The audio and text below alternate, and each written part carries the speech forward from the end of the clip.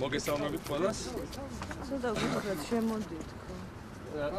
თქვენი ეს არის ბელბედერის სასახლე, პოლონეთის პრეზიდენტების რეზიდენცია და აქ ხშირად იცვლებოდნენ პოლონეთის პრეზიდენტები, ხშირად იცვლებოდნენ პოლონეთის მთავრობები, მაგრამ არც ერთ პოლონეთის ახალ პრეზიდენტს არ მოსვლია თავში აზრად გადაეწერა პოლონეთის ისტორია. თქვენ იცით რომ პოლონეთს დაესხა 39 წელს საბჭოთა კავშირი და ფაშისტური გერმანია.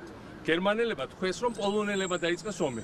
ისე როგორც საბჭოთა კავშირმა თქვეს რომ პოლონელებმა დაიწყეს პროვოკაციები. იგივე თქვა საბჭოთა კავშირმა ფინეთს რომ პატარა ფინეთი დაესხა საბჭოთა კავშირს. არასდროს არც ერთ პოლონელ პოლიტიკოს და აღარ ვლაპარაკობ პრეზიდენტებზე და პრემიერ-მინისტრებზე არ მოსვლია თავში აზრად რომ გადაეწერა პოლონეთის ისტორია. ისინი იცვლებოდნენ, ისინი არ ეთანხმებოდნენ ერთმანეთს, ვერ იტანდნენ ერთმანეთს ხშირად, მაგრამ ისინი ყოველთვის იდგნენ პოლონეთის დამოუკიდებლობის და თავისუფლების სადარაჯოს.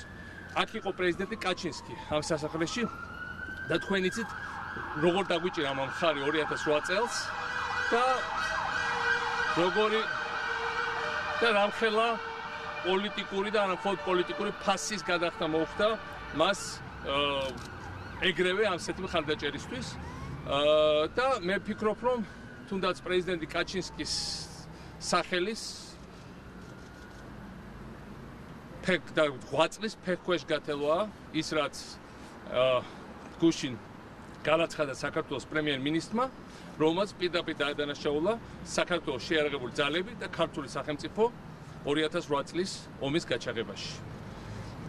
არც ერთ ოფიციალურ პირს 2008 წლიდან მოყოლებული სოფლიოში გარდა რუსული ოფიციალური პირებისა და გარდა ხუგო ჩავესისა, რაც განსვენებულის არასოდეს არც ერთ ოფიციალურ პირს მინდა ხაზი გაუსვა, არ დაუდანაშაულებია საქართველოს, მათ შორის არც ევროკავშირის მოხსენებაში, ომის გაჩაღებაში, ომის ინიციირებაში. ყოველთვის ამ ომის ინიციატორად და საქართველოს ინტერვენტად და აგრესორად საქართველოს წინააღმდეგ ყველგან გამოყვანილი იყო რუსეთი.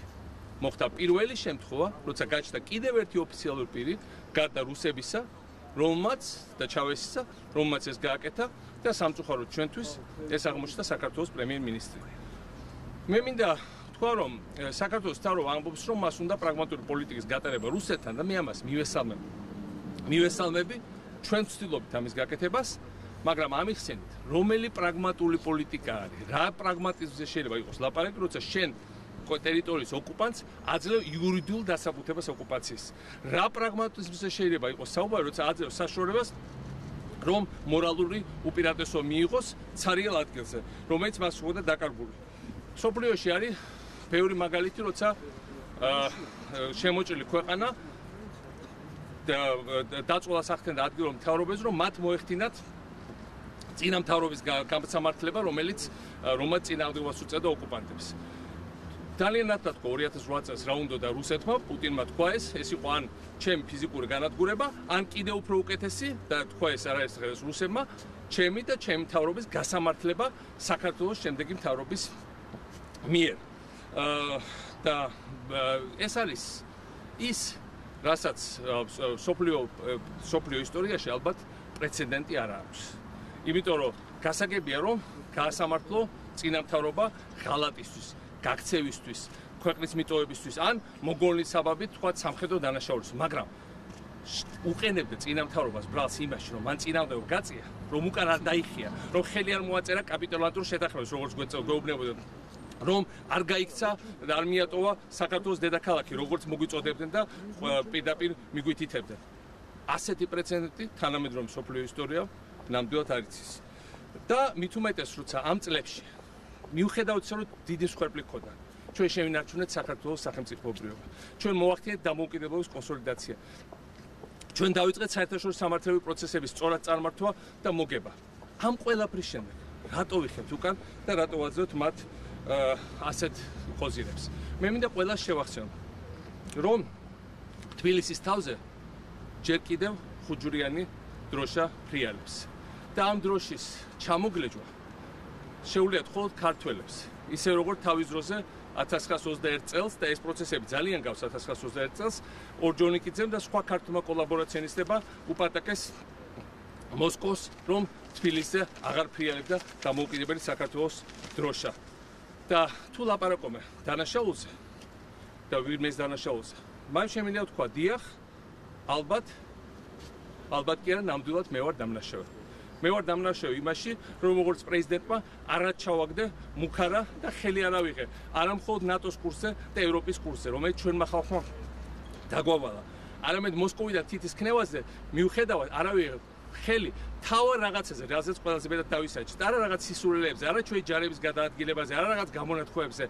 ქართული სახელმწიფოებრიობის შექმნის იდეაზე არ ავიღეთ ხელი. ჩემი დანაშაული ის არის, რომ მე როგორც პრეზიდენტი ერთგული დავხრჩი ჩემი საპრეზიდენტო ფიცის დაგვეცვა ჩვენი სამშობლო გადამწყვეტ მომენტებში. კიდევ ერთხელ ვიმეორებ, არ გავიქეცით როგორც გვეუბნებოდა. არ მოვაწერეთ ხელი წინ დადებულ კაპიტულატურულ შეთანხმებას. არ მივეცეთ მათ საშუალება საქართველოს სახელმწიფოებრიობის დანგრევის და საქართველოს დამოუკიდებლობის ნიველირების. გულისადგენი და დღეს და მიუხედავად ისე რომ ბომბავდნენ, მიუხედავად რომ გვაშინებდნენ, არ თქვით უარი ყველაზე მთავარ ატრიბუტებზე და ჩვენ ყველაზე მთავარ პოზიციებზე. 21 წელს საქართველოს ეს ვერ შეძლო. ეს ვერ შეძლეს ჩვენზე უფრო დიდმა ქვეყნებმა მე-20 საუკუნის განმავლობაში. საქართველოს ხერპლის და დროებითი ტერიტორიის ოკუპაციის ფასად მაინც შეძლო თავარი რაღაცის შენარჩუნება ბოლო წლებში. და ეხლა არ უნდა გავაკეთოთ ის, რომ ეს ყველაფერი ჩვენივე ხელით, რაც უკვე გავინარდეთ და შევინარჩუნეთ, ჩვენივე ხელით ჩავაბაროთ. მე მრავალი წელია საქართველოს პოლიტიკაში ვარ და რა თქმა უნდა, ბევრ ხალხს უფლებაა, მათ შორის იმ ხალხს, რომელიც უზომოდ მიყვარს ქართულ ხალხს, მათ ნაწილს არ მოწონდე, არ ეთანხმებოდე ჩემ გამონათქვამებს. მაგრამ მოდით აი ახლა დღეს უბრალოდ ერთი წუთი დავფიქრდეთ ფაქტებზე. იმას კი არა რომ მე გეუბნები. რა არის დღეს ფაქტები? დღეს საქართველოს ყავს მთავრობა, რომელიც თვითონ იძახის, რომ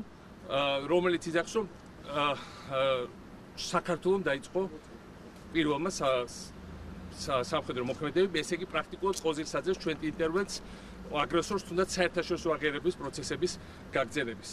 დღეს გულისადგენია, რომ ჩვენ ყავს ხელისუფლება, რომელიც საკუთარი ხელით ცვლის ოკუპაციის შესახებ კანონს და ყოზილებს აძლევს ოკუპანტებს. დღეს ჩვენ ყავს ხელისუფლება და მე არ ვიცი ასეთი პრეცედენტი უახლეს ისტორიაში სხვა ქვეყნებში, რომელიც აპირებს, რომ გამოიძიოს და დასაჯოს წინამთავრობა იმის გამო, რომ წინამთავრობამ განახორციელა საკუთარ ტერიტორიაზე სეპარატისტების მიმართ სპეცოპერაციები და საგანგებო ქმედებები, კიდევ ერთხელ მეორე სეპარატისტების წინააღმდეგ, იმ ხალხის წინააღმდეგ, ვინც ხელყოფდა საქართველოს დამოუკიდებლობას და საქართველოს ერთიანობას.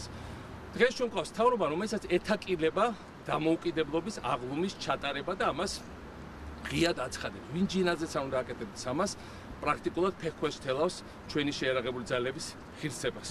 და ამავე დროს ჩვენ ვართ ყავს მთავრობა, რომელიც თვლის, რომ ჩვენ ვართ ერი, რომელიც მხოლოდ ეთნოგრაფიული ექსპონატი უნდა ვიყოთ, თავის ცეკვა თამაში რომ დაგვიკრავდნენ ჩვენ ძალიან საყვარელ ცეკვებში და სიმღერაში რომ დაგვიკრავენ ტაშს, მხოლოდ ამით უნდა ვიამაყოთ და ამით უნდა მოვიწონოთ თავი და ამით დავაკმაყოფილოთ ჩვენი ეროვნული პატიმოყარეობა. მე მინდა უბრალოდ თქვა, რომ ჩვენ პრაქტიკულად გავცვლილი ვიყავით სამშვიდობოზე.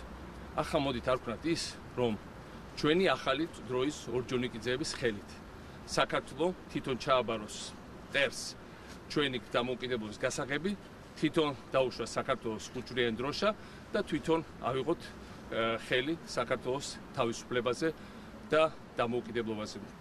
იმიტომ მე როგორც პრეზიდენტი სრული პასუხისმგებლობით ვაცხადებ. მთლიანად ვემიჯნები პრემიერ-მინისტრის განცხადებას იმის შესახებ, რომ საქართველოს ბრალი იყო შეერაღებული ემხედების დაწყება და ომის გაჩაღება.